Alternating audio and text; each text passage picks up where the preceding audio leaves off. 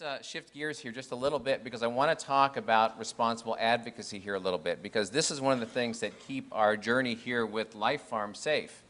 And Dr. Steve, you've got, having been in the pharmaceutical industry, you really understand, what the FDA, what we can and can't do. Mm-hmm. And the reason that Javier is on stage today is because he's our compliance, he's the head of compliance, and he needs to sometimes reel it in for people when we start to say a little bit too much or we put out an email that talks about all the wonderful things that that we just cured by recommending this to somebody else. So, this curative and mitigation and treatment type of language is something that we really have to just eliminate.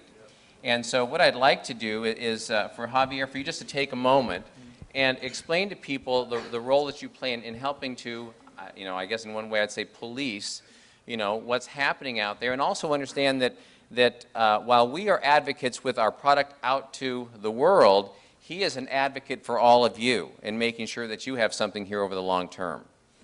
Even though it may not seem like it, if some of you have been contacted by me. I actually had somebody in the lobby say, "You're not as mean as I thought you would be." Where did that come from, really?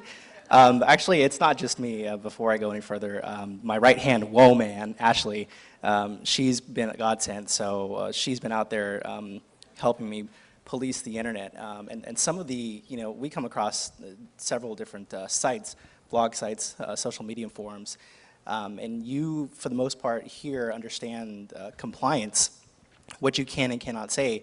And as you come into the business, it is your responsibility as a consultant to educate those people that come in, to let them know, look, this product is amazing, and you can basically say, look, take this product, call me in 30 days. If it doesn't work for you, I'm gonna get your money back. But you won't call me in 30 days. You'll call me in 2 weeks asking me to buy more.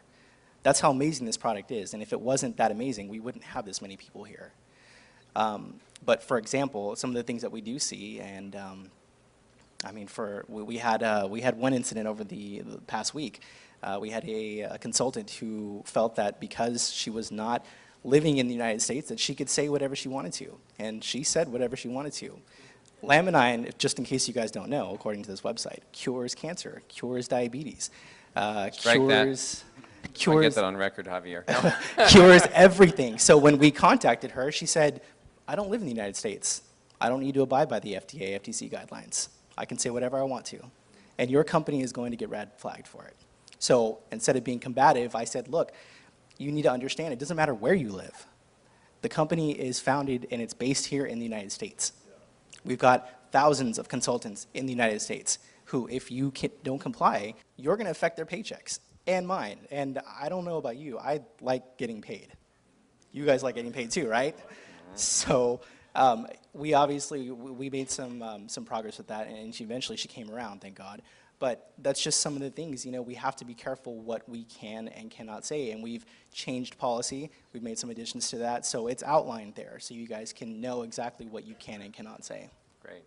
Well, compliance is a continuing journey. We're trying to understand all the fine elements of that, and that's where we're going to be talking a little bit later this afternoon about compliance and understand that we do have some things coming that are going to help us stay within those lines. And so, Dr. Petrosino, having had the experience on the other side of the equation, not trying to protect the company, the field, but just what's happening out in terms of what you see in the nutritional industry. I mean, these are lines that get crossed all the time. All the time. Yeah. So how do we best stay within the lines in our effort to be responsible advocates?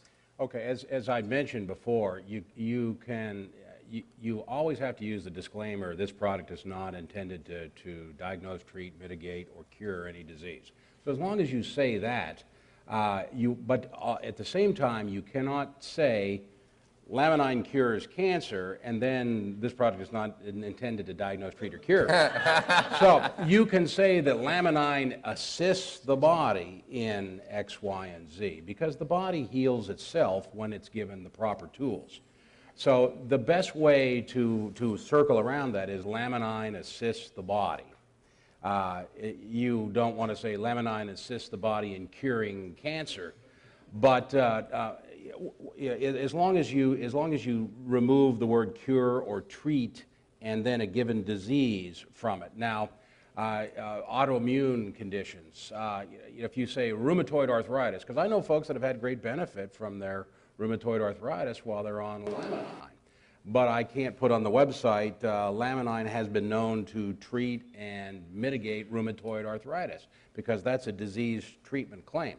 And the way that you can, if you ever want something interesting, you can go to the FDA's website, it's fda.gov, and then you can actually put the names in of different companies that sell nutritional supplements, or even network marketing companies.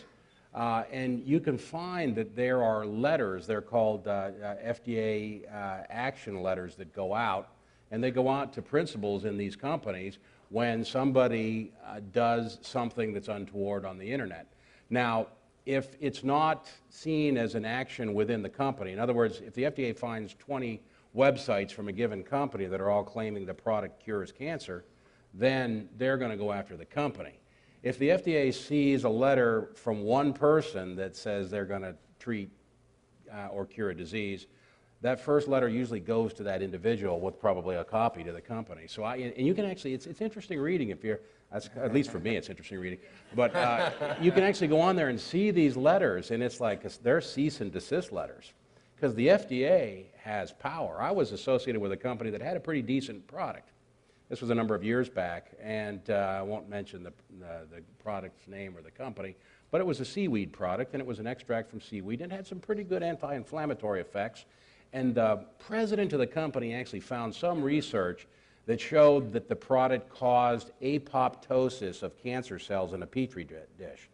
Now, apoptosis means that it's pre-programmed cell death, so it just caused those cancer cells to die in the Petri dish. Now, that's not a human being, and that's not treating cancer. Well, this individual put on the company's website that the product causes cancer cells to pop.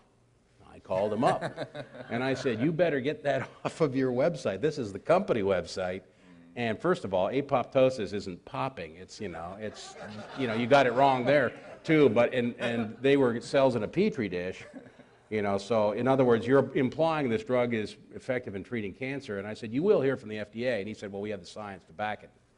Well, after a while, you couldn't get that product anymore. It was not available. And I went to the FDA's website and saw a picture of a giant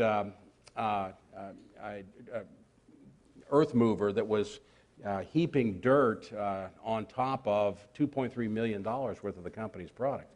So the FDA does have a sting, and if you ignore them, they can go and they can seize all the company's product, and they can bury it in a landfill somewhere with impunity. So we don't want that to happen to our product. Good reason to pay attention. Yeah, so pay attention and don't make any claims. Okay. So.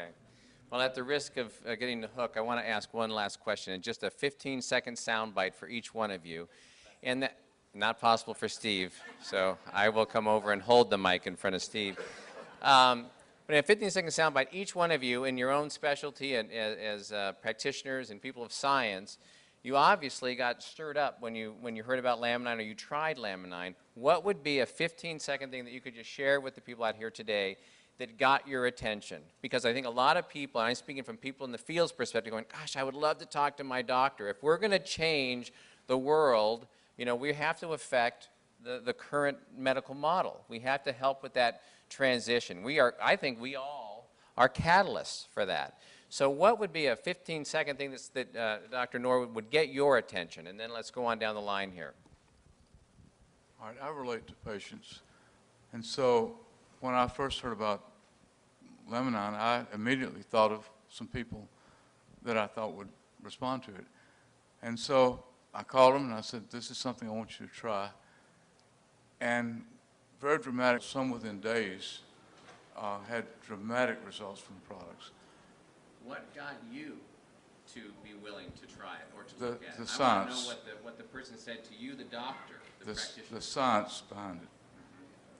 I've seen so many of these things, and I said I want to see some studies showing double-blind, placebo-controlled studies that this product actually works, and we have them going back 10 years. And I've looked at all these, read them. Some of the studies aren't worth very much. They actually say there's no statistical significance. But that's a good study, and it actually shows that they got a negative result. Okay. All right. Thank you. Well, I think I kind of already had the science because I'd studied serotonin for so many years with Dr. Robert L. Pollack. So, you know, what got my attention about it was the word pain.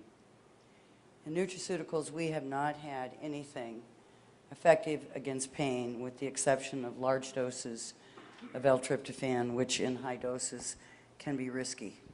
And so when I saw we had a whole food amino acid supplement that was clinically proven to elevate serotonin levels, that's what piqued my interest. My son was in a near-fatal car wreck 3 years ago, and so for over 3 years, he's been dependent on oxycodone and then sleep medications and anxiety medications for the side effect of controlling his pain. And it's not, I mean control, it's not gone. You don't understand. It's not like he's out there swinging from tree to tree. It's still bad, but he can function. And so for me, it was about finally having a natural form of serotonin builder that could help regulate his pain and all of my other clinical clients, because it's something that we deal with on a daily basis. Okay. 15 seconds, Steve, if you can. You're quiet. Say first I forgot, now he forgot. None of us have fine by the 15 seconds yet, so but anyway, You have I'll to. stand up because I can talk faster.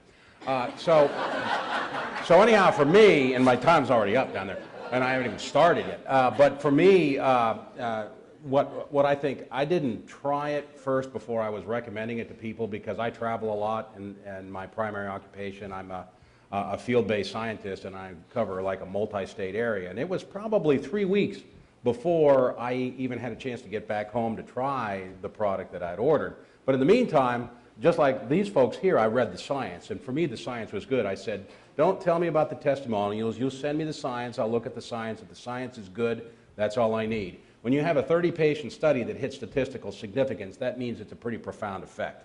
Because sometimes in the pharmaceutical world, you need a 2, 5, 10,000 patient study to show statistical significance. When you can have stat sig at 30 patients, that gets your attention. And nutritional supplement studies are typically small. So anyhow, I read the studies, and then I started recommending it to people before I even had tried it.